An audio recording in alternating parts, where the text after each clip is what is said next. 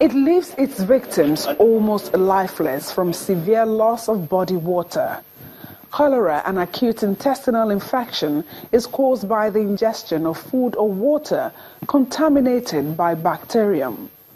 The World Health Organization estimates that every year there are roughly 1.3 to 4 million cases and up to 143,000 deaths worldwide owing to cholera.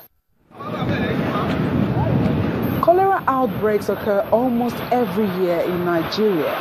Figures from the Nigeria Center for Disease Control show that between January and the second week in May 2017, 12 states have reported outbreaks of the disease in 15 local government areas, with a total of 83 suspected cases and 4 deaths. Cholera bacterium occur naturally in coastal waters, but the incidence of the disease increased during the rainy season.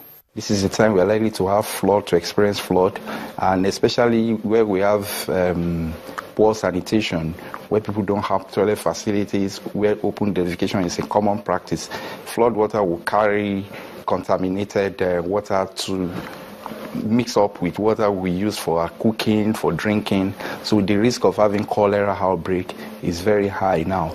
Aside from the rural areas where streams and rivers are major sources of water, other areas to watch out for cholera infection are camps for internally displaced persons. With thousands of people in multiple centers in Nigeria, more efforts should be put in place to prevent the emergence of the disease. Apart from the contamination of water, other frequent sources of cholera infection to note are raw fruits and vegetables. With incubation period between a few hours and 5 days, death toll from dehydration can be reduced with prompt treatment. Only 20% of people that are exposed will have symptoms. 80% don't have symptoms.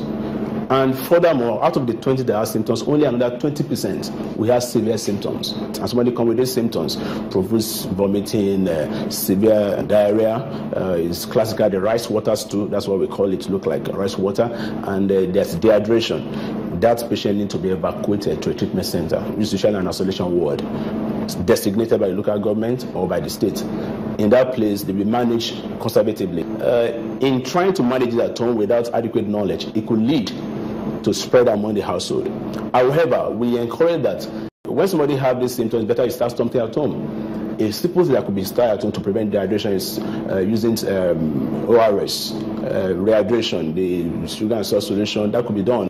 Although the World Health Organization approved cholera vaccine that provides short-term effect during outbreaks are available in over 60 countries, Nigeria is yet to benefit fully from this. However, prevention remains better than cure.